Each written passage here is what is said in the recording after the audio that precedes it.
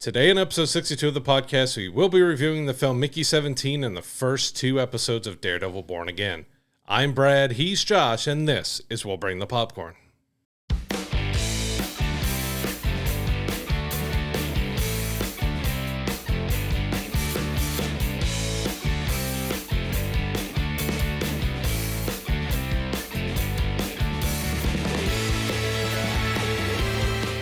So before we jump into our reviews this week, please give us a like and subscription on YouTube. Hit that notification bell so you're getting our episodes every single Monday when they drop.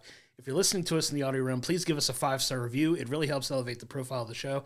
And as always, go to willbringthepopcorn.com for all our social media info, all our archive footage, as well as our merch store so you continue to support the show in that way. We can't thank you enough for your continued support. Yeah, so we're actually going to be skipping our news this week. There wasn't a whole lot that came out this week that was interesting to talk about. A lot of it was about Daredevil Born Again, which we'll be speaking about later. And on Sunday, when we normally record, we're going to be checking out the Lexington Comic and Toy Convention and seeing what we can come up with that for another episode. But on today's episode, we're going to start off with our film review for Mickey 17. So this is the latest from Bong Joon-ho, who most famously did Parasite, which won the Academy Award. This is starring Robert Pattinson as Mickey Barnes, Naomi Ackie as Nasha, Stephen Yeun as Berto, Mark Ruffalo as Kenneth Marshall, Toni Collette as, how did they pronounce her name? Ilfa? Ilfa? Yeah. It's, if you look how it's written, it's so weird, but it kind of matches the movie because this was a strange, weird, crazy, over-the-top film. But I actually had a lot of enjoyment and fun with it. It probably could have been a little bit shorter, but we'll talk about that as we get into the review. But if you don't know anything about the movie, it starts off with Robert Pattinson's character Mickey. Him and Berto, played by Stephen Yeun, they've opened up a macaroon shop in this futuristic city here in the future, and they've taken money out from basically the last person you ever want to take money out from, because they will go to the ends of the earth and beyond to get their money out of you or something else out of you. And so they decide that they're going to join this expedition to another planet so that they don't have to end up paying him back. And I think they were given about a week to make things right. And so, they're splitting. And so Stephen Yeun's character gets to go into a pilot program for it, and he was fine, but Mickey, he ends up having to sign up to be an expendable, which is someone who basically gets 3D printed every time they die to be experimented on. So he's experimented on a lot. There's a lot of different versions, a lot of different copies that are made of him, but that's his job, that he just gets to go out and do stuff that no one else wants to do, or gets to trial a bunch of stuff, dies, and gets printed again. Rinse, repeat, and continue. Like that's kind of the whole gist of the movie at this point. And then you start to dive into some like philosophical, like existential crisis kind of stuff that you talk about. Like, do I really, like, is this really all my life is going to be? Do I really want this life for myself? Because, you know, the kind of humor is, there's a lot of kind of poking fun at things in society, like that goes on in this film. A lot of social commentary in this, like the whole running joke is you don't read the terms and conditions on anything you sign up for or what have you. And that's kind of poked fun at the beginning where, like, you read the whole thing, right? You understand what, like, you're actually volunteering to do this program. Like, what are you doing? You sign it? And he's like, yeah, he did. And then it instant cut, like, I regret not reading the terms and conditions. But it's just a ton of fun, man. Like, this movie finds a way to have very creative ways to show the different types of deaths that he has in this movie. Obviously, the name is Mickey 17, so you can have a guess as to how many versions of himself you see in this. So it's basically like you said, it's a 3D printed version of yourself with like organic matter. Your consciousness and your memories are constantly like saved and updated into this, literally a brick that they. It's literally a brick where they reimplant your memories into your new body when you're printed. Yeah, because that's kind of a big important part of the film. Like, they back up his memories before he kind of goes out on a mission, so that he has knowledge of everything that happens before he dies. Yeah, and that's a pretty integral part of the story, and how he's able to kind of, you know, be aware of the fact that he is, you know, multiple versions of his own self. And then you get to see some of the imperfections in this process, right? So you get a little bit of different personalities from each one that kind of comes out, and you're eventually left with Mickey 17, like the 17th version of himself, where you get to spend the bulk of the film with this version of the character who, you know, is supposed to be left for dead in this, predicament where he winds up not being killed, and he comes back only to find out that they've already gone ahead. And it's the one weird thing about this to kind of make this work is with every other time he's died, they verified that he's died and didn't just assume that he was dead. And in this time, they just assumed he was dead because, he gets, carried off by these, creepers, as they like to call them. And they assume he died, but nobody confirms it. So when he comes back, there's this 18th version of himself who is the double of him. And you get to, go on the rest of the movie with the shenanigans that happen with this. But it was a lot of fun, man. I had fun with the, Robert Pattinson really does a good job with like comedy in this film. Really, he's known more as like a little bit more of a serious actor in a lot of things. But I thought he was really funny in this film. Like his American accent was very funny. Like he kind of had like this frail up, higher pitched voice than you're used to hearing from him, and it was a ton of fun to see the journey that this character went on. But I wound up getting a lot of enjoyment out of this. That'd be incredibly hard because just thinking of not only are you changing the way you speak to go from being British to American, but you're also changing the tone and the way you speak with that. But he also had to do that multiple different times because each Mickey does kind of move a little differently, talk a little differently, look a little differently. And if some are more hunched over, more are standing up. So he's having to create all these different personas. So I think he did a fantastic job in the film. Like he showed just how good of an actor is because he was able to really make each one their own, like make Mickey 17 different than 18. That's different than 1. That's different than all of them. So he did a real fantastic job. Mark Ruffalo was so incredibly over the top. So kind of an underlying story point in is Mark Ruffalo is this failed politician. He lost election, I think, 2 times and then decided he's going to start this mission to colonize a new planet where he basically just gets to call all the shots and stuff, but basically his wife tells him everything to do.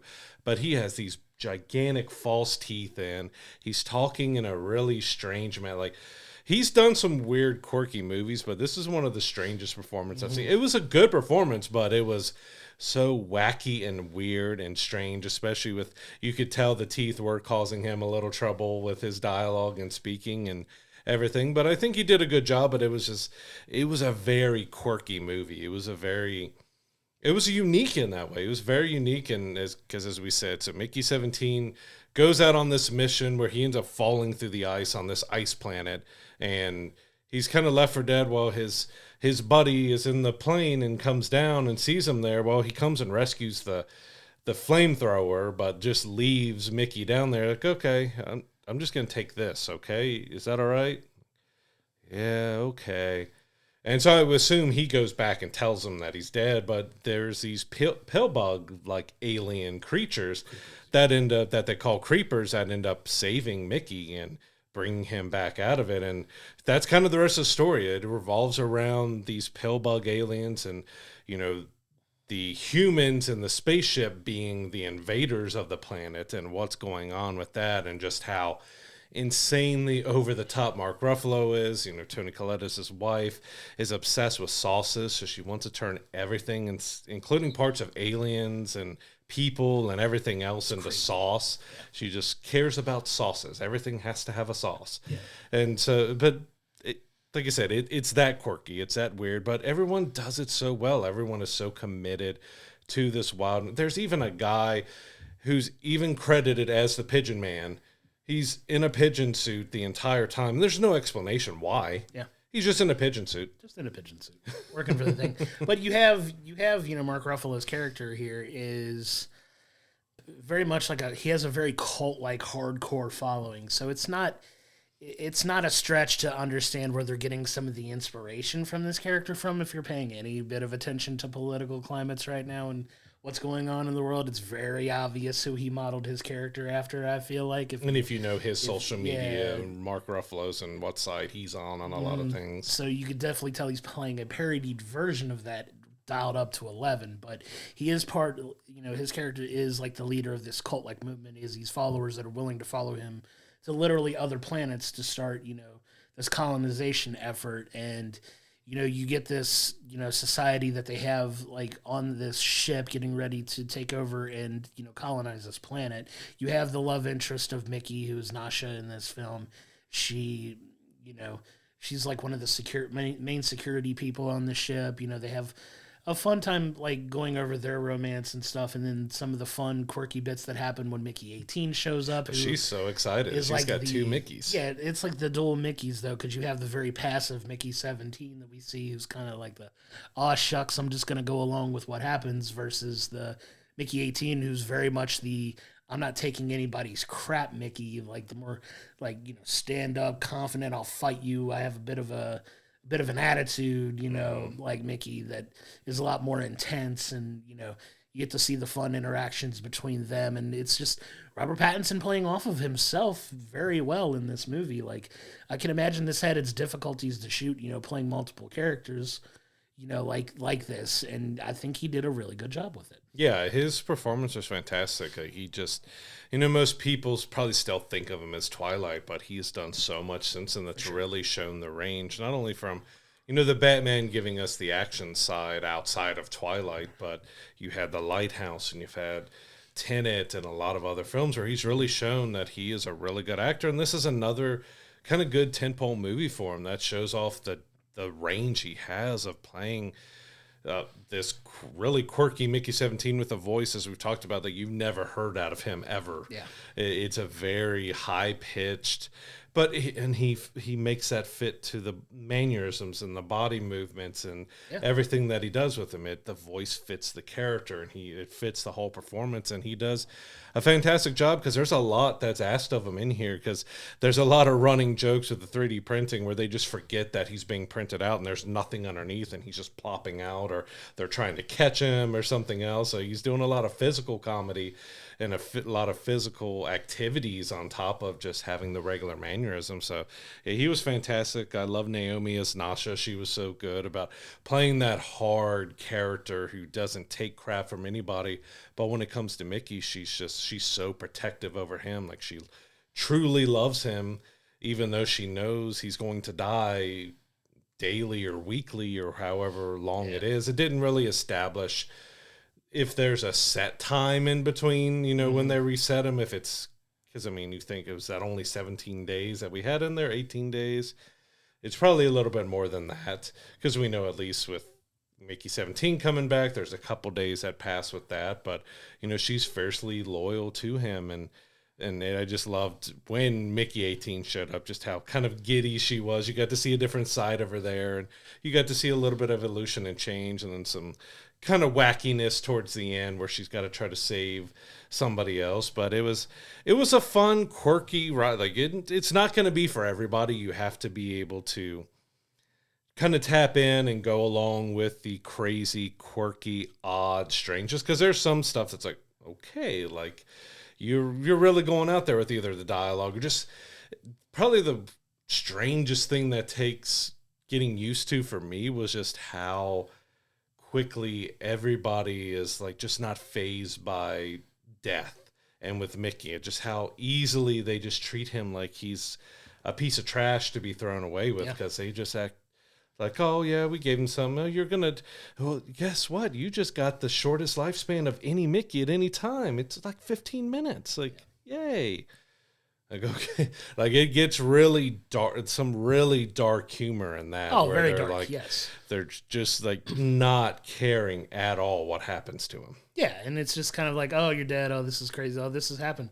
Oh, hey, we know this is a very intense situation, but just kind of embrace it, man. Just kind of go all in and kind of give it your all, and like you're breathing in this toxic air, so we can develop this this vaccination that we can give the rest of our people to walk comfortably on this planet. So you have to deal with the fallout from that, but we're going to test your blood multiple times till we figure out this vaccine that we can give everybody. It's crazy, but it's where some of that dark humor comes in, and they weren't afraid to like lean into some of the absurd, gratuitous, violent aspects of death at times too, because obviously the bodies are so willingly thrown into that molten garbage chute that they called it, and even if they're not dead yet, right? And just some wild ways to to kill a character off, and like they're not afraid to like sever a hand or like go like a little intense with some of the like the blood, and even in sometimes where you got him throwing up blood in some cases. Like they're not afraid to kind of go there a little bit, and it was a little jarring just to see like how into it they dove into it. But man, like it really drove the point home in a way that I really feel like you had a clear, concise like plot for this story. You know what's happening, and they kind of move along the story in a way that, yeah, at the end it probably could have been about 10 to 15 minutes shorter with some of it, because I think they spent a little too long in some of the scenes that they did. But some things, were just a little too stretched out and could have been tightened up a bit. yeah, but I think they did a good job of keeping a cohesive story along the entire time, and it was it's very entertaining. Like it really is. You do have to have a little bit of a certain type of sense of humor, I think, to really fully embrace and enjoy this movie. So like you said, it may not necessarily be for anybody, but I think you and I are kind of on the same page here, where it was like we enjoy and appreciate some of those things that I think we both got a lot of enjoyment out of, and found myself cracking up at quite a bit of the absurdity in this movie. I would say if you're a fan of like Starship Troopers or things that are absurd and crazy, kind of out there like that was, with the humor and the political commentary and the action, it felt very much in that vein, that they're very much got a message, a political and societal message that they're doing, but they're doing it in a very dark, we'll just throw it in your face and see if you actually notice what we're making fun of or we're pointing at. It's not even an American who did the film either, so it's talking about many different societies here of what they're poking fun at. But I would say, if you enjoyed Starship Troopers, this would be something similar in vein. It's not like that. It's less of the military and more of political and society than military as Starship Troopers was, but it does have that feel to it, especially when it comes to the creatures and talking to them and trying to do stuff with that. And they're very interesting looking pill bug creatures. But the special effects wise, I thought it looked very good. There wasn't really anything that stood out to me. Like when you have multiple of the same people on screen, it looked fine. It looked good. You didn't really notice any, because sometimes you get that look that you can tell like, well, yeah, there's two people not really standing next to each other here. It actually looked pretty solid. And yeah, the dark humor, it's definitely dark. Like it's definitely dark and quirky, but if that's your thing, I think you're going to have a really good time with Mickey 17. Like there's nothing really negative I could say about the film other than just it needed to shorten up just a little bit. It was about 2 hours and 17 minutes. It probably could have done it right about 2 hours if they could have tightened a few things up. Because there are some things that they just drug on, like, well, we didn't really need to spend that much time, or this really wasn't that important. But overall, like, everyone kind of just dove right into the quirky, absurd, over-the-topness that this story was, and I had a good time. You can tell everybody that was a part of this movie had a lot of fun making it. Like you can just tell it was a blast for everybody, because there's just some really absurd things that happen in this that you're just like, okay, I'll go along with it, but it works. It's not one of those like, this is dumb, why is this in the movie kind of thing, which I think goes to show some of the brilliance in the writing for this movie. It's like you kind of embrace the weird, like you say, and you kind of just go along for the ride. Like you said, it was a ton of fun. We had humor, we had a little bit of violence, we had a little bit of thought-provokingness, like a little bit of that existential crisis that Mickey deals with, like, hey, who says I have to die? Like, this is kind of where he's like dealing with the inner turmoil that he has. Like, hey, like, understand what I signed up for. And for a while I was fine, but now I feel like I have this sense of purpose. Like, I think I'm finally the version of myself that I want to be, and I don't want to lose that. And you kind of see some of that come into play here a little bit, which was a neat path for the story to take. And I think they did a really good job of seeing that all the way through to the end of the movie, where we got the resolution that we did. And, it worked for the story that they were trying to tell. It really did. 'Cause you kind of go along with oh, this guy's expendable, ha ha ha. And then you're like, okay, he finally gets it. He's like, okay, now maybe I don't want to go through with this forever. How can I kind of, put a stop to this and get out of this, never-ending circle that I seem to be in. Like, I kind of am in a good place with myself. And it was, in my opinion, a pretty good message that they sent to it by the end of the film that really kind of just landed really nicely at the end for me. Yeah, because it's also important to the story that, the printing of human beings has been outlawed on Earth, and they're only allowing it to happen in space here. And of course, there's a lot of social and political commentary on that and why it's used and how it's used and stuff. But they agreed that there was only going to be one, so he is the only expendable around. So that's what I kind of talk about with everyone just being so okay, no matter who they were with. Because there was one death who was like, you doing? Oh, you don't look so good. All right, I'll see you tomorrow. Like while he's dying, just saying, all right, I'll see you tomorrow. Yeah. Like just, all right, I'm just gonna walk on while you're dying. Like no big deal. It's not me. Yeah. But yeah, it like I said, it's weird, it's quirky, but it's fun. Like Robert Pattinson, this is one of the better performances he's had, and he's had some great performances, but I think he really showed a lot of different dimensions to his acting ability because he creates these different versions and makes them all different characters. They all feel a little bit different. They all feel like they are not the exact same person, even though they are. Yeah. And he does a fantastic job doing that. And, you know, you can also connect to him quite a bit because he's kind of a guy who's just, he shouldn't have been here. He trusted a guy that he shouldn't have, who calls him his best friend, but they're not really best friends, or just kind of stuck in this situation. He's just kind of one of those guys, like, he's too shy to speak up for himself and just goes along with it. And he finally starts finding kind of his voice as it goes on. As you mentioned, as more and more copies and more deaths are happening, he's starting to reflect a little bit more and think a little bit more and going on that. There's some good messages that you can find throughout this movie in a lot of different ways that, you know, they talk on a lot of different subjects and a lot of different things about how we treat ourselves, how you treat others, from, you know, society treats us, how politicians treat us. There's a lot to dissect from the movie, and I really hope a lot of people go see this because I think it's worth seeing in theaters.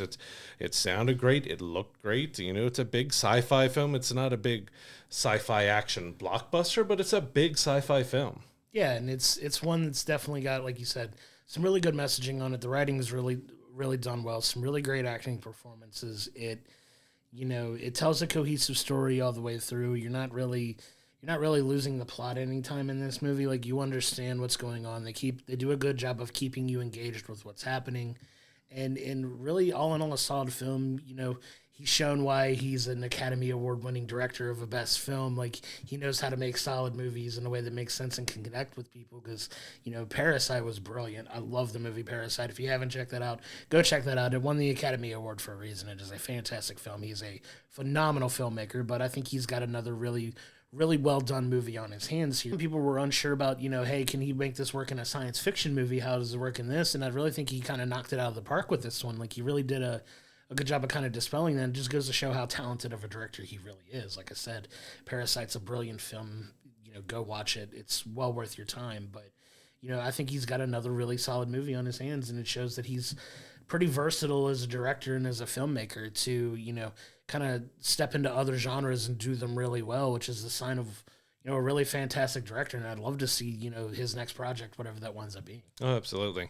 But in the end, Mickey 17 was a solid, fun, enjoyable sci-fi action flick that is very quirky, very weird and strange and over the top, but it has a lot of charm, it has a lot of heart, it has a lot of messages that you can dissect depending on kind of where you see things.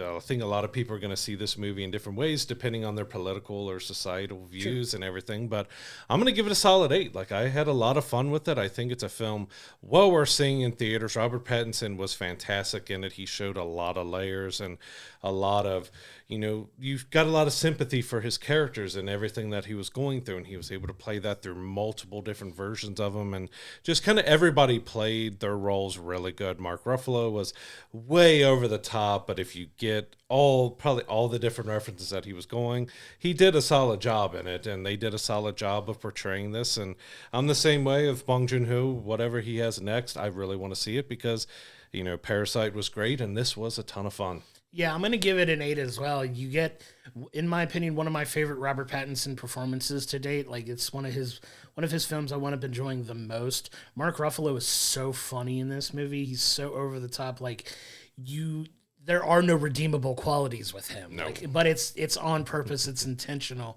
You laugh at the absurdity, but you're like, man, I cannot wait to see this guy get whatever comeuppance he's going to get in this movie. And, it's, you get a very satisfactory resolution for that, but he is so brilliant in his, his maniacness in this film. Like it's really fun to see Mark Ruffalo in this light, to see this kind of him kind of embracing a role like this that he does so well in.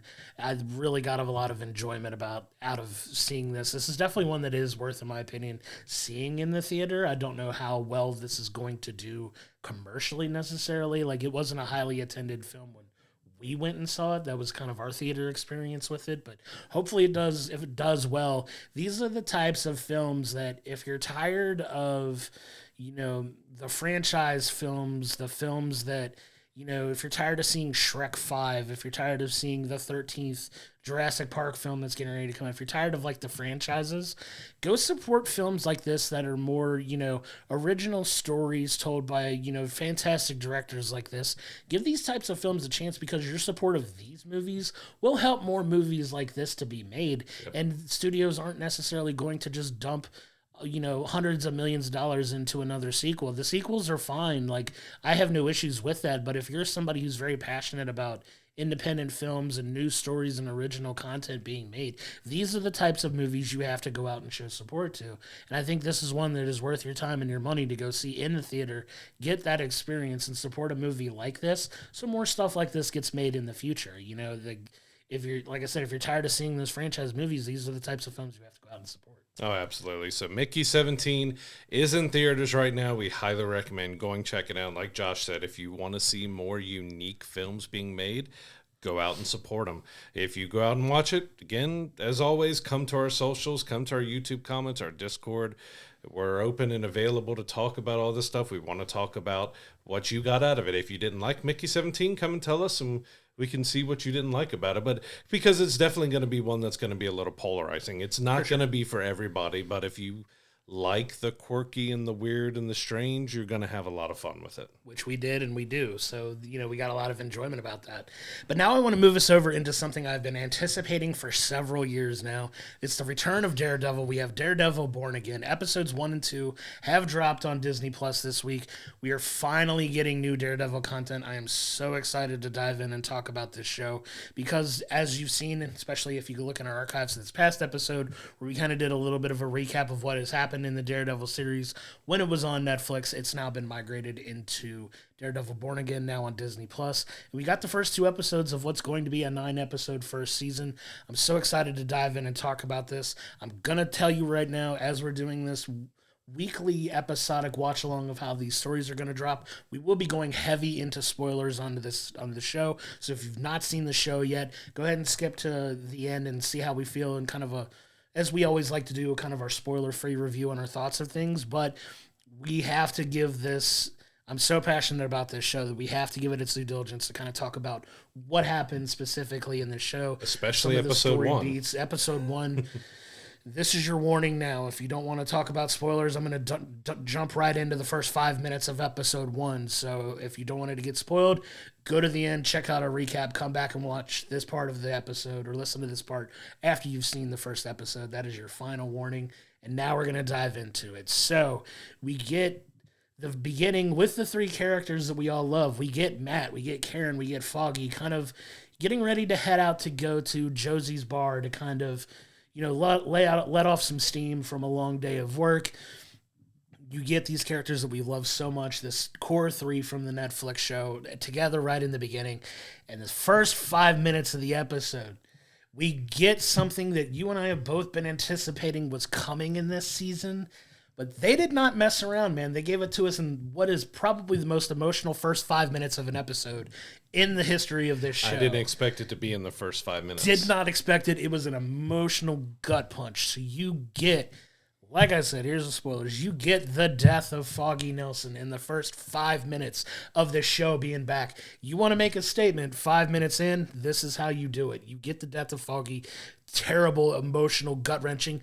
But I think for the story that they're trying to tell now, it is crucial that this happens for what you can see is going to happen throughout the course of the rest of this first episode into the second episode, to kind of see what story they're trying to tell of, Matt coming to terms with the fact that he's not willing to be Daredevil anymore. So that's kind of the theme that you're getting from this. But man, that first 5 minutes, dude, my jaw was on the floor, and it didn't leave the floor for a good 10 minutes. Yeah, to dive a little deeper in that, this seemed to be something from the showrunners, and even Charlie Cox and the rest of the cast talked about that this was kind of set in stone, that this was going to happen, that Foggy was going to die. Because if you're familiar, even if you're not, you know, when they started Daredevil Born Again, this first episode was kind of, I think they said they kept it mostly the same as they were doing before. They made some changes, but when they stopped and rebooted the show after a couple episodes, this was still something that they said, this is going to happen, nothing's going to change it, that Foggy is going to die. And yeah, it hits you hard because, you know, it kind of jumps into the story that Foggy has been hiding a witness in his apartment. And Bullseye is coming after the witness, but it looks like it was more of a distraction, and he was coming for Foggy. And we haven't really gotten the reason why yet. Right.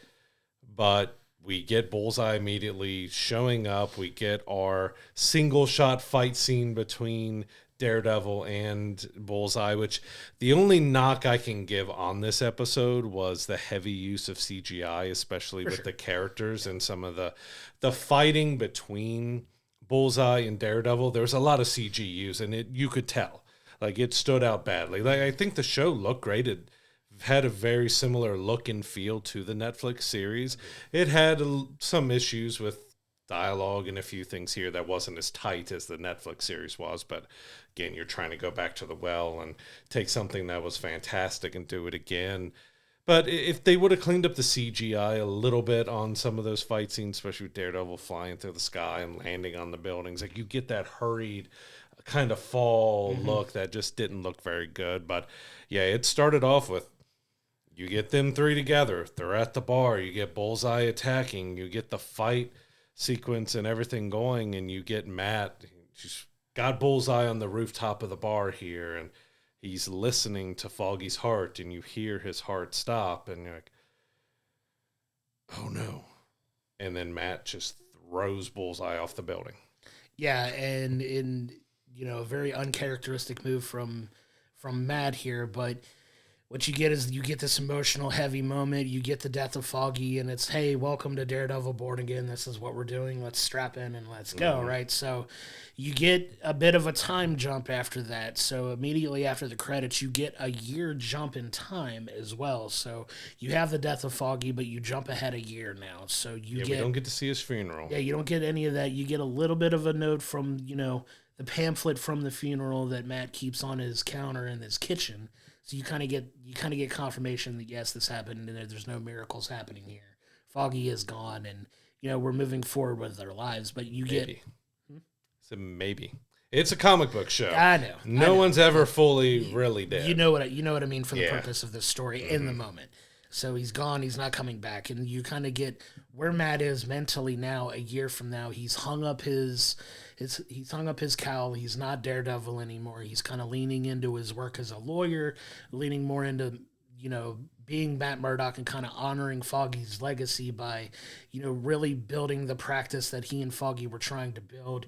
You get this girl that was actually talking to Foggy in the beginning of the episode, very much flirting with Foggy, that, you know, Matt winds up recruiting to rename the practice from Nelson Murdock and Paige to Murdock, and I forget her name, and Paige. I forget Kirsten's last name, but you get the updated name of the firm that they're working for. And they're working on, you know, making sure that not only Bullseye gets brought to justice, but you get these other cases that, you know, Matt is working on as well. He has a private investigator named Cherry who is doing a lot of digging into people's backgrounds and stuff for him, you know, kind of doing whatever it takes to get dirt and get info on people. You have, you know, him heavily leaning into, like you said, the lawyer aspect of it. You get a conversation with Karen at the courtroom at, you know, Bullseye's trial, where Matt is one of the key speakers at it. Karen finally shows up. You can tell they haven't spoken in a long time. They have kind of an awkward conversation, and Karen kind of goes on her business away too. So you don't get that much Karen Page in this show. So you kind of, because we found out she moved to San Francisco. Yeah, she's completely uprooted and left, you know. Foggy was kind of the thing that kind of held him together. If you know about their relationship in Daredevil, they kind of were like a will they, won't they hook up. They were together, they weren't, they were kind of off and on. And, by the end, with the way that all played out, Foggy was kind of the one that kept the group, the three of them together, like as friends. And, with his passing, it's just, I think they see too much of Foggy in each other. So it's kind of this super painful, like Matt wants her around, but she's too, shattered emotionally to kind of want to be around Matt. So she kind of uproots her life and moves all the way completely, about as far away from Hell's Kitchen as you can if you move to, San Francisco, but on the other side of the country. And, she's kind of started her own life and doing her thing. So you get more of, what's going on with Matt now.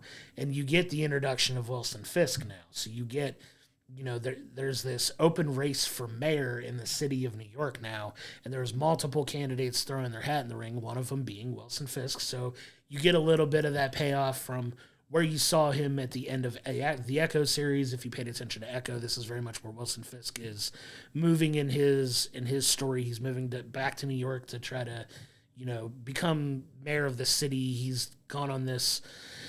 He's calling it a self-discovery, kind of becoming a better man and a better version of himself, and he's entering into this race to run for mayor, and you get a lot of that in the first couple episodes here. So you get Fisk back in, full force here.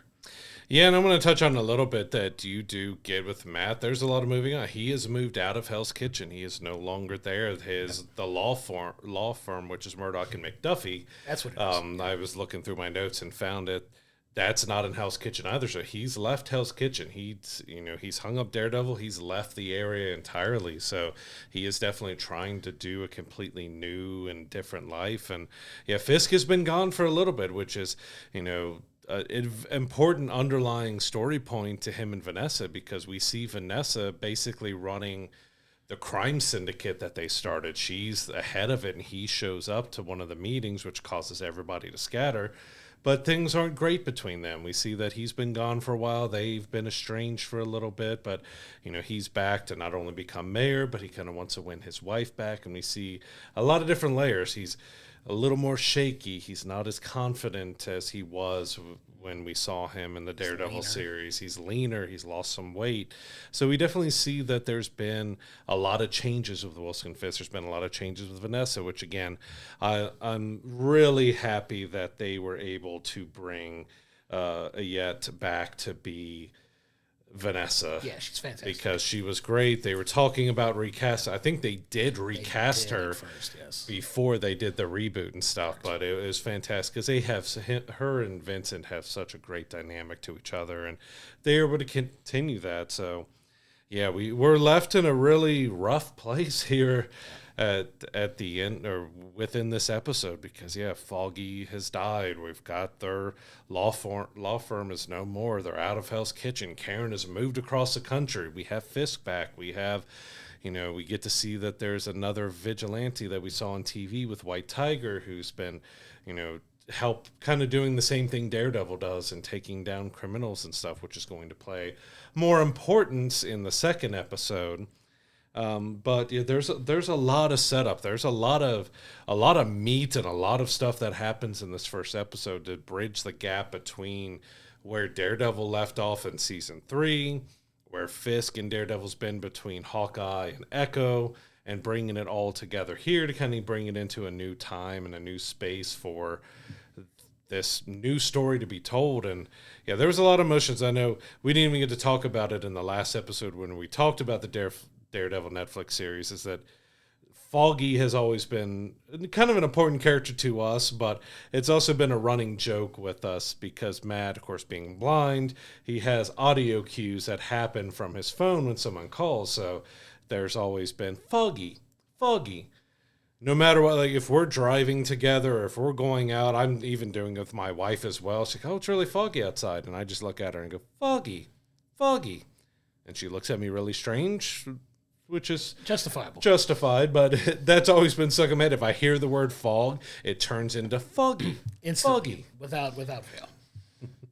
But it's just to have his character be gone now and that quickly after, it was 2018, I believe, when the third season when it was canceled. So we've waited a long time to see him, and we lost him within the first 5 minutes. It packs an emotional impact to you, and especially what you're seeing going forward. But we definitely see Matt, who is struggling a lot with just being himself. He kind of doesn't know how to be Matt without Daredevil. He doesn't know how to just stop and not just be going and trying to track people down, because we get moments where he's sitting there listening to stuff going on, but then we also get his realization that Fisk is back, and so he gets to know that Fisk is here, and they end up going to a diner together to talk things out. It was a really fun scene. So you see some of that in the trailer for the show.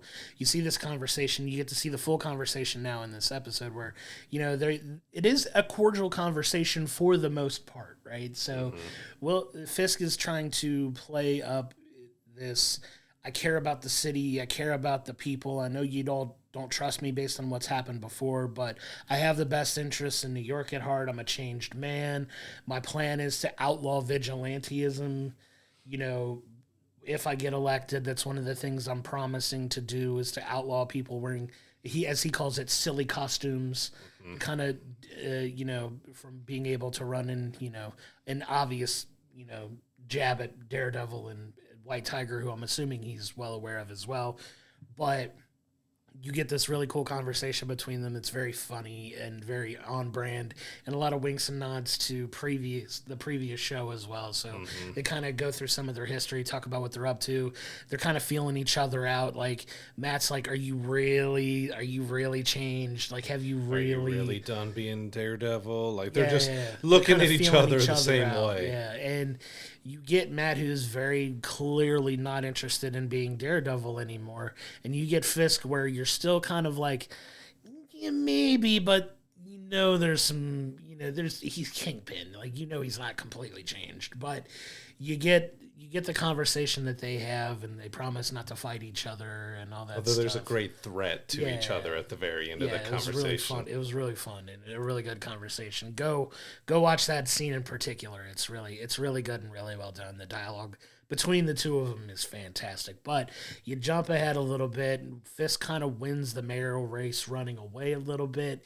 He gets elected as mayor, and then you get kind of moving into that portion of where this story is going. So now you have Fisk in charge. Now you have to start worrying about corruption on the police force. You have to start worrying about, him enacting everything he wants to do. And there's some ways that he's a very effective politician, where there's a really funny scene that made me chuckle, where he's riding to a meeting to go meet with somebody. And this is his second episode, by the way. So once he gets elected and is moving on, that's moving us into the second episode. We're moving into the second episode, where Fisk is mayor, and he's going to meet somebody who is very vocally an opponent of his. It's the commissioner of I believe the fire department or the police force. I forget. Police force, So he's going to meet the police commissioner at the funeral for a while.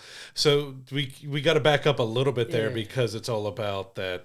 We get a scene where some stranger goes down and sees someone being attacked in a subway, and it looks like he's being mugged or something else. So he goes and he tries to help fight him, and one of the guys ends up getting hit by the subway train, and so that guy dies. Well, it turns out he was a cop, and the other guy was a cop too. So these were some dirty cops that were attacking somebody.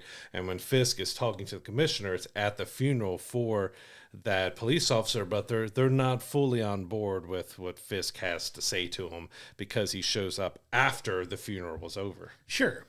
So you get him on the way to this funeral here, and they run into a giant pothole in the middle of the street, and it's ginormous. It's a comically oversized hole in the ground.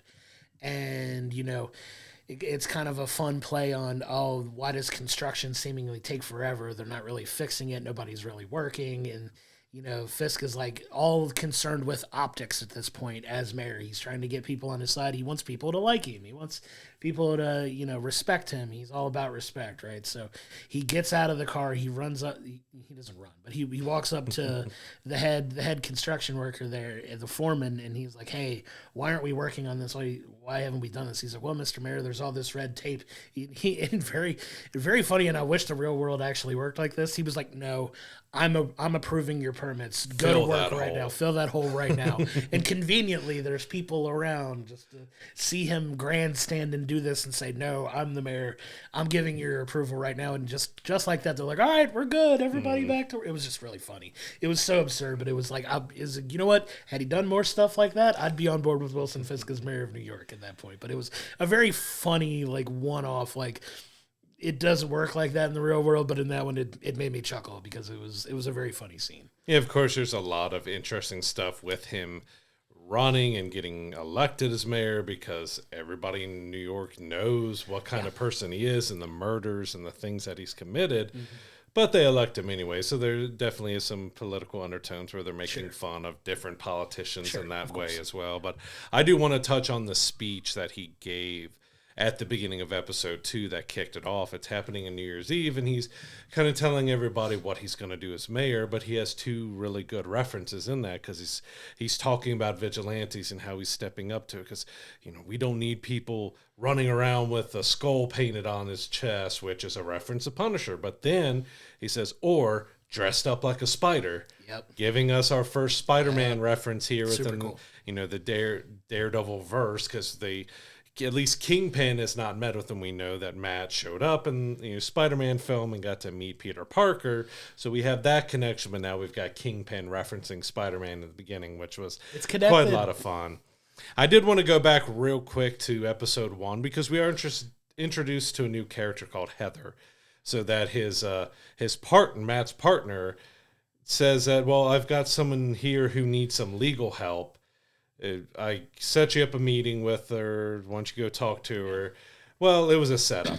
She was told that he was there to go to therapy because she's a therapist. He was told she was there for, he was giving her some legal help and everything else. So it's a really awkward scene where he's just like angry and mad and doesn't want to deal with it. But he finally okay, I'm sorry, you don't deserve this, because her relationship looks like it's going to play a big importance in the season. So, see episode 2, we get to see an evolution of that relationship continue as they're getting more lovey-dovey. And, he pulls her aside as people are running down in a superhero way. And she's like, what was that? Oh, I tripped or something like that. He's trying to hide I shouldn't have been able to do that, but it's going to be interesting to see how that relationship works out because she is a therapist and she plays a vital importance towards the end of this episode, which is going to make things all sorts of crazy when we get into episode 3 and beyond because she ends up helping out a couple individuals that Matt doesn't really like that much. Yeah, so she's definitely a therapist. She takes on a couple. We just go ahead and get into that a little bit.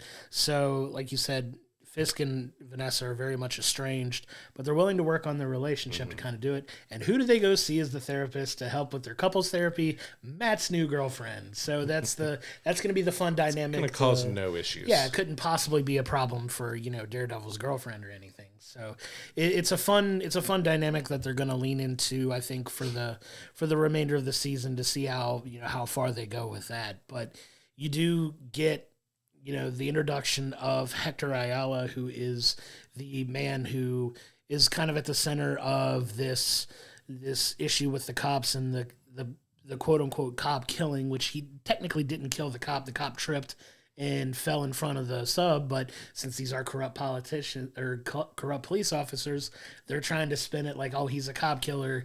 He gets roughed up while he's in holding. Matt kind of overhears this and decides, I'm going to take on defending this guy. And then he finally gets to meet Hector Ayala, and you can kind of tell by the conversation they have, Hector's hiding a little something that you're not entirely sure about. Obviously, if you know who the character is in the comic books, he is the White Tiger. You get a little bit of confirmation of that in this episode. It doesn't take long. It doesn't take long, but they do tease it.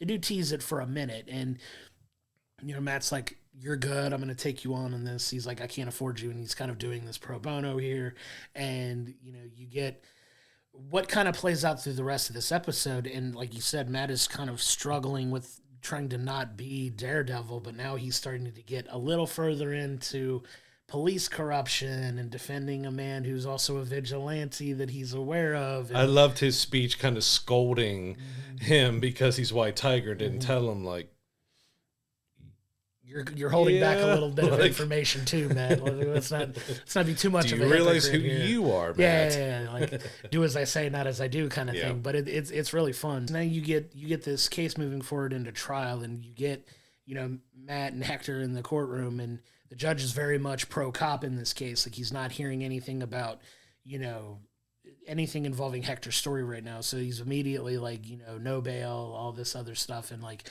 kind of not hearing the case. And you get a really fun interaction with Hector and Matt, where Matt's basically telling him, like, you can't bring up any of this vigilante stuff that you're doing. You can't bring up, the fact that you're White Tiger, because Hector makes the argument, like, well, I didn't kill him. Like, I didn't even have my amulet there. Like, if I had my amulet there, I could have, it would have been a different story kind of thing. And Matt's like, you can't bring that up in the trial that you're White Tiger. Which also adds a different aspect that we haven't seen in Daredevil before when we're dealing with an amulet giving powers and stuff with the character, so that's adding a different layer to the story. It's a fun introduction to something in Marvel that they haven't really explored yet, which is a lot of fun for where they're going with the rest of this. Hopefully you get to see a little bit more of that from Hector in this show. But now you get with Fisk. He meets with the commissioner, who's threatening to resign because he doesn't like Fisk. He calls him a thug. He calls him Kingpin. He's very disrespectful to Wilson. Very cocky, very arrogant. Like, hey, I leave. I'm taking half the cops in the city with me. Like I'm getting ready to leave. And then you finally start to see that turn from Kingpin gonna Kingpin. Fisk is like, a little bit of that turn back into like, oh, he's got this, conveniently has this Philly cheesesteak from a place that's very personal to the commissioner, and, kind of strong arms him and threatens him into staying on, and they kind of reach a little bit of an understanding that, like, I don't like you, but in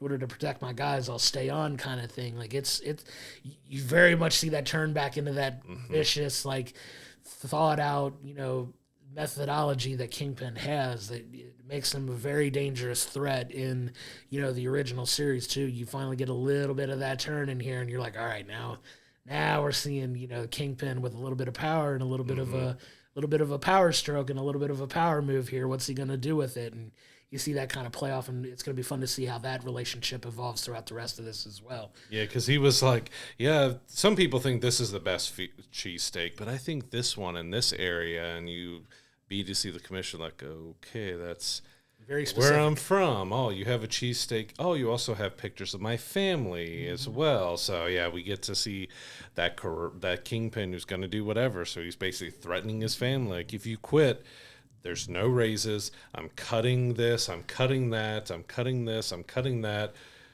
If you leave, not only that, your family's going to be in trouble too. So he's like, well, what can I do? I've got to stay on. And I did love, like, we've got, through the first 2 episodes, we've had these little videos that pop up every now and then called from BB. And we finally, in episode 2 here, get to see exactly, I mean, if you've watched a Daredevil series, you have an idea that she might be related to somebody, but we get the confirmation because she shows up and she goes in to interview Kingpin, Wilson Fisk, and she doesn't hold back, and we find out that she's been Urich's niece, and that she's kind of named after him and does the initials, and she's doing these reporter internet videos where she's talking to different people on the street, and she's trying to interview politicians, and we see like she's very much a little mini Ben, which was great to see. He was such a fantastic character in the first season of Daredevil, and I like that they found a way to keep his memory and that character alive through her, and she's got a little bit of feistiness in her as well, so it's going to be really interesting to see how she kind of evolves as the series goes on. Yeah, it was a fun introduction of that character too, and there's a really fun interaction that she has with Kingpin when she finally does get to talk to him. It's very brief and very pointed, but she's not scared to ask the hard-hitting questions, that's for sure. It's really fun to see the interaction that they have. But you do now get to the point where, the cops are desperate to, not have this get out that, they're corrupt, and you see, kind of a hit put out on Hector now. And really not so much Hector as well, but the one witness who Hector was protecting, that was the guy that was getting accosted by the cops, and the cops are looking for this witness, and they finally track him down and try to get him to a safe space. Well, they find where this safe house is, where they're keeping this witness, and they go to try to take him out.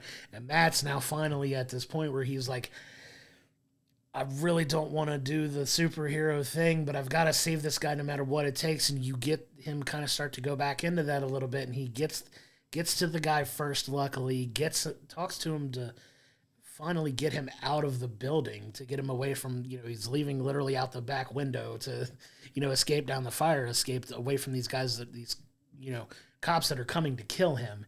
And then you get a really cool scene where Matt's just kind of standing there as, Matt Murdock, but he's kind of standing like Daredevil, but he's, Matt, you just walk in and see a blind guy standing in the middle of the floor. You're like, what is going on here? And they're like, where is he? And he's very smug about how he talks to him, like, oh, I got to him first. I got him out. You're not going to be able to. You can see the Daredevil. Yeah, it's starting to creep out a little bit for him. Like, but, he's still resisting the urge to really attack these guys and put them down like Daredevil would. And you get, he gets roughed up by these guys. And you get to the point where they're about to go through with killing Matt. Yeah, putting a gun right up to his head. They put a gun to his head and they're like, hey, man, you can't leave this loose end. You got to take him out. And that's when you see it snap from Matt and Daredevil's back, and you get this really cool fight scene with him and the two cops in this room where he very viciously beats them down and takes them out of commission. And he lets out this guttural, scream that kind of ends the second episode, where you see, he kind of, as much as he doesn't want to be Daredevil, he has to be, the kind of thing. You get that, he comes to that realization where as much as he wants to not be it, it is him, and that's who he is. And it's going to be fun to see how they explore that in these episodes coming up. And there's so much more in this episode that we can kind of dive into and talk about and get to some of the other stuff that we haven't touched on yet. But it was a really fun spot to leave that off, ending in those first two episodes that they did, that I kind of get, that leaves you wanting more and seeing where they're going next. But it was a really cool thing at the end there to see Matt just let out this frustrated scream, no matter how hard I try to put this behind me, I can't. And it's a really fun dynamic that I hope they explore more for the rest of the season. Yeah, and there's a little mystery given to us as an audience as well, because the corrupt cops had Punisher skull tattoos on their wrists. Very interesting. We already know from everything that John Bernthal is returning as Punisher. He's going to be showing up. How he takes to those cops having tattoos of him on there, that's going to be an interesting dynamic as well, especially to see if he ends up having something for Bullseye. I mean, we talked about Matt threw Bullseye off the roof. He didn't die. Of course, he was the one on trial and everything, so he's still kind of out there. So we'll see if Punisher ends up stepping in and doing something that Matt wouldn't do. But it's going to be interesting to see where this police corruption, everything goes. We've got Fisk coming back into still being corrupt. We have the storylines between him and his wife, and probably that dynamic is going to change and snap something inside of him as well, because it sounds from the way Vanessa is holding herself and talking about him that she didn't really want him to come back. She had taken their empire to a new level and has done all this stuff, and he just immediately comes in and he's mayor and he's doing all this, and it's like, okay, what about me? I didn't want you to come back. So there's going to be an interesting dynamic that's definitely going to probably snap and send Fisk off the deep end yet again. That's going to trigger Kingpin to go even crazier and hectic. And yeah, I do want to throw out real quick that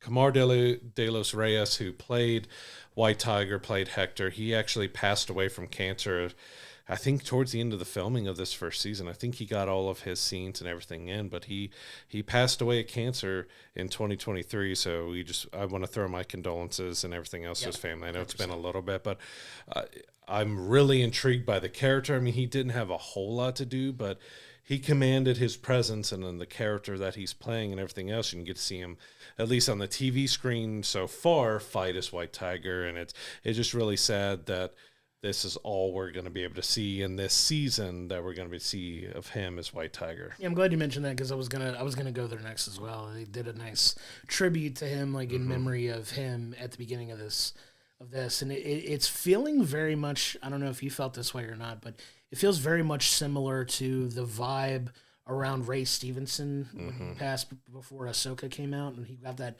brilliant performance from him in that season of that show. Yep. I'm hoping we get some of that from Carlos in this season, that he gets to really embody the White Tiger. He gets some time to shine. He was really solid in what we've seen from him so far, so I'm hoping to see what all they do with him for the rest of the season. It seems like he's going to play kind of a pretty critical part in this, maybe going into the next, few episodes, but we'll see where it really goes with him. But yeah, it was a really cool tribute to him at the beginning of the second episode where they were like, in memory of him and just really spotlighting him in this episode. And I'm excited to see what the rest of the season does to play out for him, and which unfortunately, until they decide what they're doing, we don't know if he's going to make it through this season or not. But with his unfortunate passing, this is the last thing we'll get to see from him. So kudos to giving that love to him in this and seeing what they do with him this season is going to be fun to watch. You also got the introduction of Michael Gandolfini as Daniel Blade in episode 2 as well. So he's this kind of young kid who steps into Fisk's political career. So he went out and went door to door and got like 2,000 people or something signed up. And, Fisk is questioning a little bit before he's elected mayor about stuff. And he just steps up and he's just telling Fisk everything he wants to hear. So he immediately becomes his right-hand man. Of course. And it's going to be interesting. It's a lot of fun to see Michael in this series and doing that and everything, and getting to see him get a pretty decent-sized role. And it's going to be interesting to see how that character evolves, because he's connected to BB. He's the one who got her the interview with Fisk, but he kind of regretted it afterwards because she went after him. And it's going to be really interesting to see what happens with his characters we go through, because we know he had Wesley in the original Daredevil series. He's kind of replacing his Wesley with Daniel Blade a little bit, and it's a different way because it's political and not the crime syndicate that he was doing, because that's his wife's stuff. So it's going to be interesting to see how that character evolves, and if he tries to turn him more into a Wesley, if he gets triggered and he falls back even more into his old ways, if he really changes Daniel into something different. Yeah, I think we've really got a really fun, first 2 episodes here. I'm so excited that this show is back. I think it's real, minus the little bit of nitpicks that we had with some of the CGI and stuff. I think it was fun the way they shot these first 2 episodes. I think you get a lot of that feel from Daredevil from the original. Obviously, they're paying respects to what happened in the first by calling back to so many different things and moving them forward in a way that kind of respects and honors the first 3 seasons that we did get. But I'm so excited to see where they take this story moving forward, because you got some really juicy tidbits of stuff to kind of lean into to go forward with. Like, obviously, Matt coming to that realization that no matter what he does, he can't truly escape from being Daredevil. And you really only get like 30 seconds to a couple minutes maybe of him in the suit in the first episode, and he's back out of it again until what I'm assuming is going to be the next 1 or 2 episodes. But I know everybody got kind of bent out of shape when they talked about like he wasn't going to be in the suit that much during the first time they tried shooting the series before they scrapped it and redid it. And it seems like they still kind of went back to that well a little bit, because obviously he's not really donning the suit yet. We know he's going to wind up in it because you've seen footage from the trailers and everything that shows he's going to get back in the suit eventually. But I'm glad I think they did it this way to kind of put people's minds at ease. Like, are they really going to have him out of the suit for this entire run of the show? Well, judging by the end of episode 2, we don't have that much longer to wait before he's back in the red suit. I'm excited to see, the suit room where he maybe puts it back on and there's all the different iterations of the suit. Does he go back to the red one? Does he not? You don't know. Like, you see it in the trailer, but maybe that's kind of a red herring kind of thing, and he's wearing it. You never know. But we'll see. But I'm excited for where they're going forward, because there are a lot of different threads that they're throwing out there right now that have a lot of fun things to keep track of. You've got Fisk's political career. You've got him trying to save his marriage at the same time while also trying to run the city. You've got Matt dealing with trying to not be Daredevil, but coming to the realization that he has to be. You have the stuff with Hector. You have, BB's story, where it's going to go. Then you've got what we know is coming. It's the integration of, Frank Castle. How's he gonna play a role in this? What's the meaning behind the skull tattoos that the cops are having? Are they with Castle? Is Castle bad again? Like, you don't know, because Castle does tend to walk that line if you know his history in the comics. Like, he's kind of an anti-hero, but we don't know what iteration of Frank Castle we're getting here. Is he going to be more on the villain side and doing some more extreme things? We don't know. And it's going to be fun to see where they take us for the rest of the season. Yeah, we already know there's a season 2. It's already filming, but we also kind of looking ahead. It's only 9 episodes.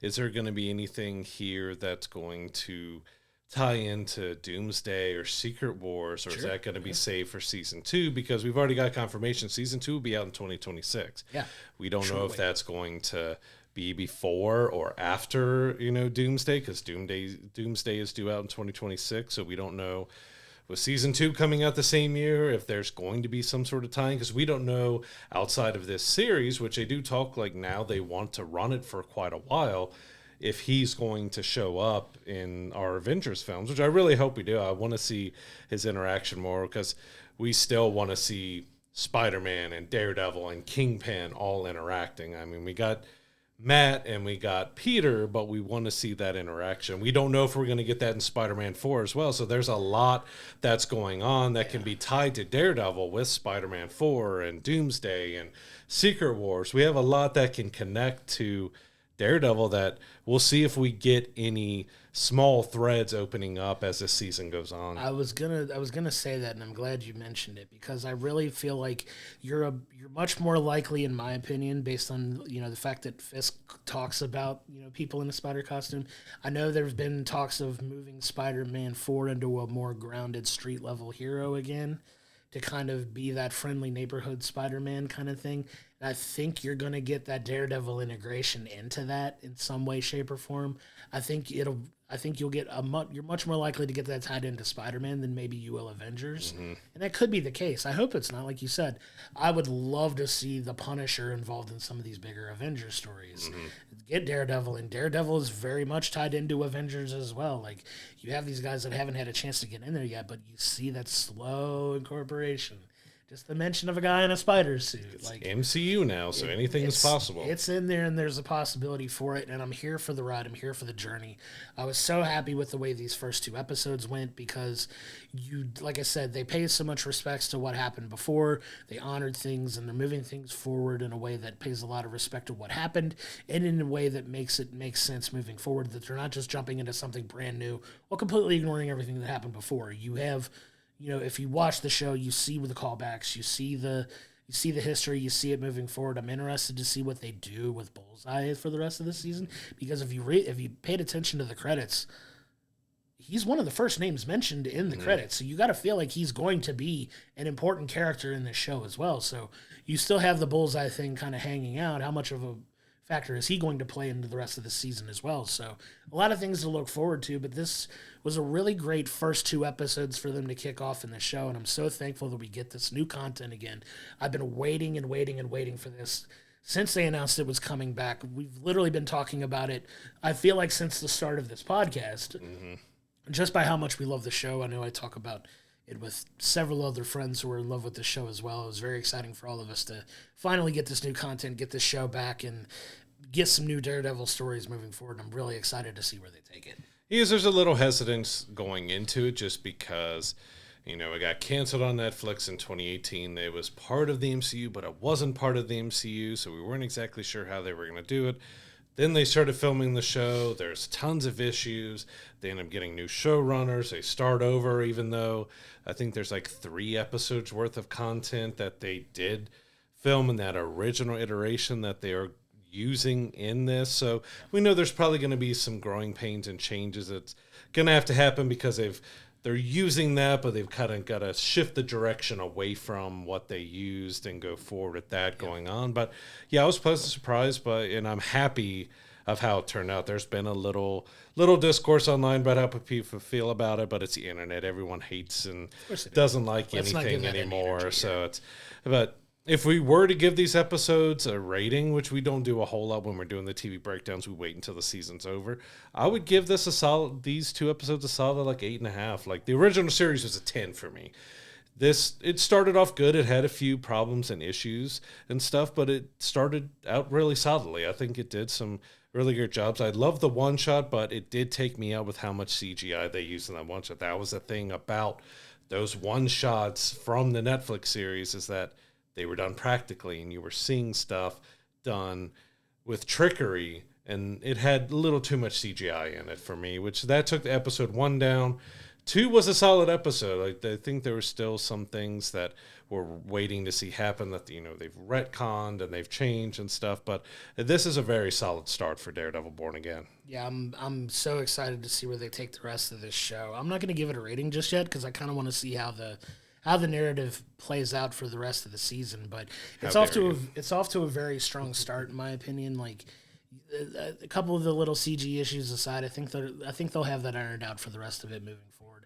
And to kind of play off what you were saying earlier about them having 3 episodes worth of footage, I'm wondering if it is the White Tiger stuff because he did pass at the end of 2023. So they were still shooting this into last probably year. Probably a good amount of. I would say stuff. of what they kept is probably honoring his memory and keeping some of that White Tiger stuff in there.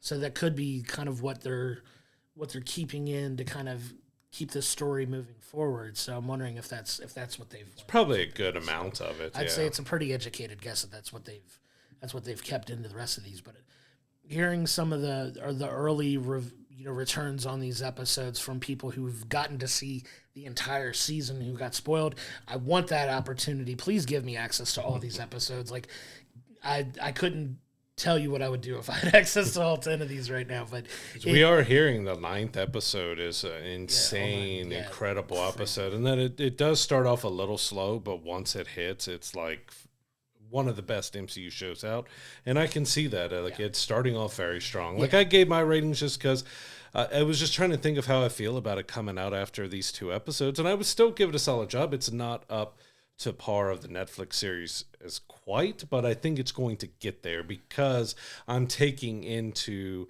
my mind of everything that happened with production and with the stories and everything that they had to change, that it's going to have a little bit of a bumpy path here. Season 2 is a one that I'm thinking is really going to take this show off. I think it will too, but I'm willing to let it play out for now because we still got 7 more episodes to get through.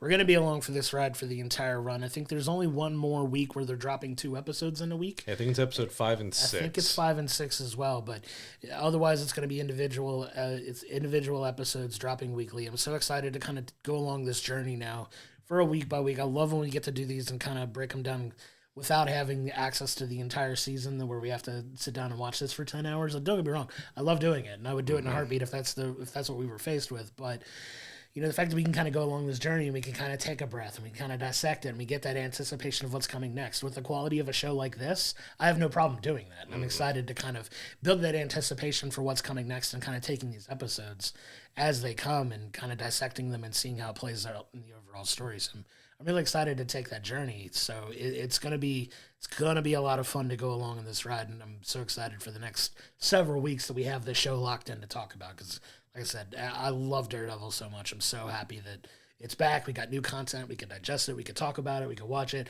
I plan on watching this several more times before. I was going to say, I know once all the episodes are out, we both will be binge watching the entire series. 100%. First season again. And it does, I think it's April 15th is when we're right now supposed to get the final episode. So we do have that journey to go through. Like we just had Penguin on the DC side. That was such an amazing show to watch week by week and go through that, and I'm really excited to see where Daredevil Born Again goes from here. Excited. Daredevil Born Again, the first 2 episodes are out on Disney Plus right now. Go check it out. Come to our Discord, come to our social media posts. Let us know if you've watched it. Tell us what you love about the show. If you didn't like something about it, if something really grinded your gears, like Brad here, who's not a fan of CG at all, come and let us know about it. It just sticks out to me too much. I don't know. It's a designer in me, I guess. It just sticks out. I love that those are the things you get that really drive down a show. Why did you use papyrus font? Right. I'm looking at you, Avatar. but I get what you're saying though. But it's fun to like look at him through the lens that we look at him in. Like you have your designer, mind and things like that. I always try to give some of these like the benefit of the doubt of not taking some of the back history of something into account when you're looking at it fresh for the first time. Like I know you said you had trouble like getting through the issues that they had in production. To be honest, when I went and watched this, wasn't thinking about it at all. Like it didn't enter my brain, and it's fun to like that we have like different perspectives when it comes to that and how it affects our viewing, because it is things that people take into account. If you're like a big fan of something like this, like we both are, that we're so in tune with, you know, things that happened while they were filming, and, you know, the stories that came out of that we've talked about, that it can have an effect on how you digest the new content when it does finally come out, and you have those things sitting in your brain like it did.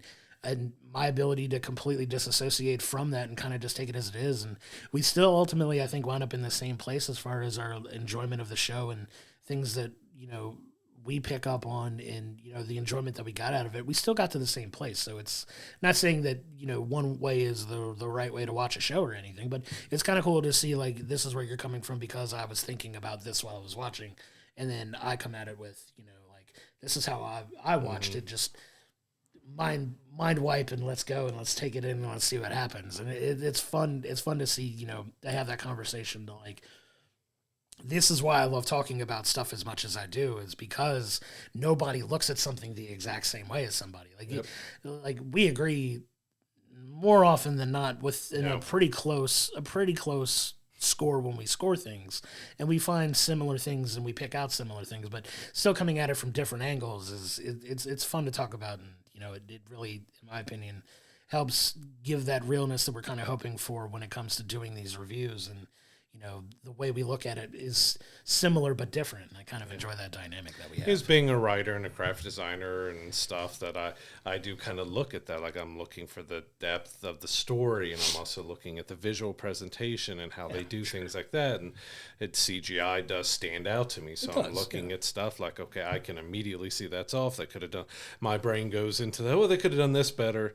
So, but yeah, it's really interesting to have that type of viewpoint, even though I may have a different viewpoint on things because of that we did end up getting to a similar place in the end. Even though you weren't looking for it, it might have been quietly there in the back of your head, or if you didn't at all, like, we still got to the same point, even though I was just dissecting it a little bit more, because I'm looking, you know, you can't help but compare to the original Netflix series because it was so good, and see where the characters have gone and where the MCU has gone, but also where special effects and stuff is. And then when you get a show that has a decent sized budget and, you know, has these important characters, and they start off with episode 1 kind of being a little rough with the special effects, I'm like, okay, hopefully it's not a sign that things come and we get back to the more grounded practical stuff. Because it's always in the back of my mind, with The Matrix as being the biggest example of it, that the first Matrix film was so fantastic to everybody because everything was practical, as practical as you could be. They set up, you know, new camera rigs, and they're using, you know, line and everything else to do all the movements. And then you get into the second and third one, and they did 90% of that stuff in CGI. It's like, stick to what was making it good, the practicality of it, and not just go and do something like throw CG over it, instead of actually giving us those fantastic one-shot fight scenes that are all them. Even if you're switching out stunt doubles and everything else, you're keeping us in that moment. Bad CGI can absolutely take you out of a moment. Oh, for sure. It absolutely can. And just because you can doesn't mean you should. And then that's always an argument that we have. Like, is it too VFX heavy? And it speaks to, you know, our love for a movie like Godzilla -1 that we like to come to. If you're playing the drinking game of watching this podcast, there's your Godzilla -1 reference. Do a shot. It's time. But no, like you said, it's something that's not VFX heavy, that's a little bit more practical, that still, you know, doesn't diminish the quality of a show. Like, I agree with you. Like, it looked a little off when you were watching it. But yeah, like, I'm excited to see where they take it. Like, I hope they don't lean more into that as they move forward and you get more elaborate fights and they are done more practically, but time will tell. We got, you know, several more weeks, thankfully, that we can, you know, watch this show and kind of nitpick, and I'm excited to take that journey, man. It's going to be a lot of fun. Yeah, so heading into next week, we do have an interesting mix of films out in theaters. So we have Black Bag, which is Michael Fassbender, Kate Blanchett, kind of a spy thriller film that looks pretty interesting. We also have Opus, that I haven't seen a whole lot on, but it's got Ayo Edebiri and John Malkovich. It's a drama that's going to be coming out. And probably if you've been to a movie theater in the last month, you've seen the trailers for Novocaine. This is the Jack Quaid kind of crazy, over-the-top action comedy film where he can't feel pain at all, so he's just doing whatever he can because a girl that he likes has been kidnapped and he's trying to track her down. And then lastly, I haven't seen it pop up in our area yet, which is disappointing, because we know if you followed Warner Brothers at all, they canceled a Looney Tunes and Acme movie a couple years back now that they're not allowing anybody to see. And we finally have, the day the Earth blew up, a Looney Tunes movie is coming out. You're seeing some love for these old classic characters coming out, but I haven't seen it in our neck of the woods at all. So I don't know if it's getting a limited release or what's going on with it, but it still seems like they don't know what they want to do with these characters. Yeah, it's a bummer that it's not getting a wider release, and we have access to the three of the big theater chains, with Regal and AMC and Cinemark, and it's really disappointing that it's not getting a wider release for sure. I'm super stoked to see Black Bag. That the trailer for that looks really cool. I'm excited to see that one. Novocaine just looks like a ton of fun. Like that's going to be a fun one to just kind of, I like to call them turn your brain off and kind of enjoy what happens. And that feels like that. It feels like it's going to be that type of movie. I've heard some early spoiler-free reviews that say that that's a fun one. Then we're gonna have a lot of fun talking about. It reminds me of Jason Statham's Crank films. Absolutely, and those are fun. Just go turn your brain off and enjoy the ludicrous story and the ludicrous action that it gives you. So if it's as similar to that, then it should be a lot of fun. I'm all for it. Over on the streaming side, we have the Russo brothers film The Electric State on Netflix on March 14th. So this has Chris Pratt and Millie Bobby Brown. It looks interesting. We've heard some decent amount on it, but it's going to be really curious. This is pretty much a lot of the films that they have done after Avengers haven't done that well. After they left the MCU and they started doing a lot of their own stuff, not a lot of the films have gotten some great reviews. So it's going to be interesting to see how they take this. And then especially that they're jumping back into the MCU.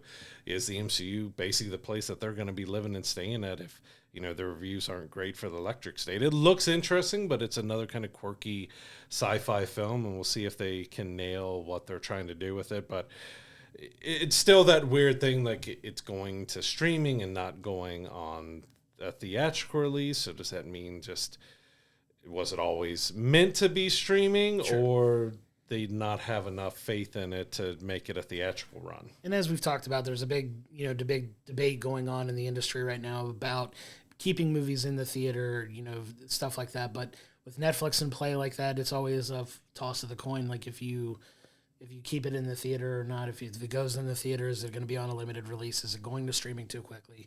Is it bypassing theaters to go to streaming immediately a bad thing for a film like this? You never know. Like it's one that I'm excited to check out just because of who's involved in it. I'm going to give it a chance to watch it, and we'll see if it winds up being any good or not. And I think Netflix just said something like they're putting $26 billion into their productions this year or the next couple years, and they're like, that's not even the ceiling. So they're like, okay, yeah, we got money to spend, and we're going to keep cranking out TV shows and movies for Netflix. Absolutely. Just keep giving us good content. I'm here for it. And I will say that we have coming up on March 17th on Hulu, we have the 4-time now Oscar award-winning film Anora will be streaming on Hulu then. So that one caught a lot of people by surprise. We didn't have it showing around us to be able to check it out. It cleaned up at the Oscars. It took several awards that a lot of people thought were going to other actresses or films, but ended up taking home 4 Oscars. Yeah, it was a huge hit. It was a huge hit at the Oscars, man. It was a kind of a huge upset that an independent film like that's not really attached to a major studio wins and kind of cleans up at the awards. Took a lot of people by surprise. I have seen the movie now. It is really good. I would say it's Oscar worthy for sure. It tells a really gritty story and is really well acted, especially, the actress that won for Mikey Madison, who won for best actress, that won for that, is phenomenal in that movie. Definitely one to check out. It's definitely not for the kids though, because it deals with very adult things, but definitely one worth checking out for sure. I love when she won. They're like, she's the first ghost face killer to win an Oscar. Yeah, which is cool because coming from the horror world and Scream, and now look at her, she's an Academy Award winning actress. So congratulations, Mikey, for that. But yeah, Anora's definitely one. If you have Hulu, check it out. Over on the TV side, we have The Wheel of Time Season 3 on Amazon Prime Video that will launch on March 13th. So that's one I've always wanted to check out, but I just haven't, out of the 357,000 different shows that are out there to watch, I haven't been able to check out. Yeah, that's definitely one I've been wanting to watch for a minute too, but good on them for getting season 3. It's coming out. Eventually, we'll get around to checking that one out too, for sure. But that's going to do it for this week's episode. Can't thank you enough for your continued support. Coming up next week, we will be reviewing the film Novocaine as well as episode 3 of Daredevil Born Again. Looking forward to checking those out and talking about it next week. But until then, I'm Josh. He's Brad. We'll see you next time.